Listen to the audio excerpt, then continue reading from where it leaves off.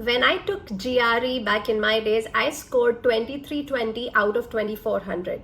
And since then, many of our clients have gone on to score 330 plus in their GRE tests. Now, if I had to give this test again, this is the strategy I will use to crack a top score.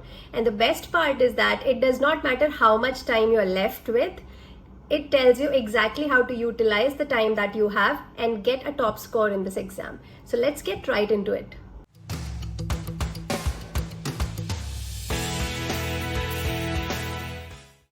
You know what's worse than a score of 300 on GRE? Not writing GRE and never fulfilling your MS dreams. I have seen people procrastinating endlessly. Don't let that happen to you. It is critical to give yourself a deadline. As they say, if you give yourself a year to prepare, you will take a year to prepare. If you give yourself 2 months, you will finish it in 2 months. So book that appointment now and mark it with a big red cross on your calendar so that the date is in front of you and you know what you have to aim. You cannot copy somebody else's study plan. So the first step is to evaluate your blind spots so that you can spend good time in fixing your weak areas. How to do this? It's simple. ETS offers 2 free power prep tests on its websites. The links are mentioned below. Take the first one when you start preparing for GRE. Study your score section by section and evaluate which section you have made most mistakes in.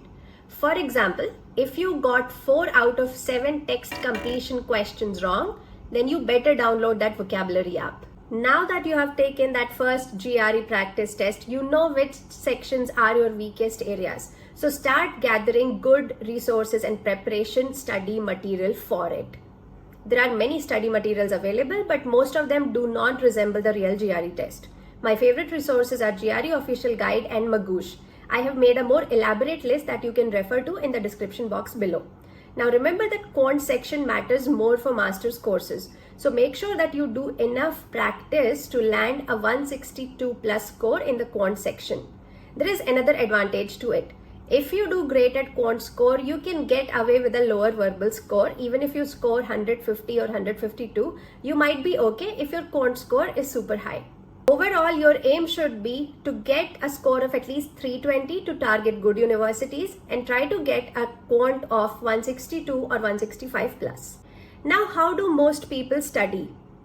They start solving questions, and if they don't know the answer to something, they make a guess there. And then they go back and check the answers whether they got it right or wrong. And then they will only look at the wrong answers to see what have they missed out on. They usually skip the questions they answered correctly.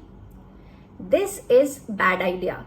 It is not enough to check wrong answers only. You should know why an answer is right or wrong, because if you don't, you may still get it wrong in the real exam.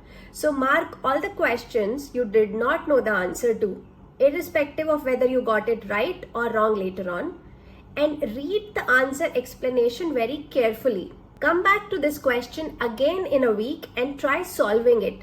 Check if you got it correctly this time or not. If not, repeat this process. Repeat this process until the explanations start making sense to you. That is the only way you will understand the concepts and can be confident that you will be able to solve such kind of questions correctly in the real exam. Now, last 2 weeks are really crucial. So have a good study and prep plan for last 10 or 14 days before your exam, because that is the time that matters the most. Remember that GRE is a 3/4 or 4-hour long marathon test, and the only way to prepare is to do timed practice tests. It's not enough to solve the questions. It is important to do timed practice because that is where even the most capable candidates fail. You may be very good at math, but it doesn't matter if you cannot finish it in time. Most candidates underestimate the focus that is required to crack GRE. Whatever tests you take, sit down and put an alarm on your smartphone. Do it in a timed manner, else it's useless. If you want to score 330 or more in your GRE, you simply must take 8 to 10 full-length practice tests. And make sure you do not stress or exert yourself on that last day before the exam. Try to relax, listen to some good music, and get into that right mindset for cracking a 4-hour long test like GRE. Hope this helps, and I'm sure you got this.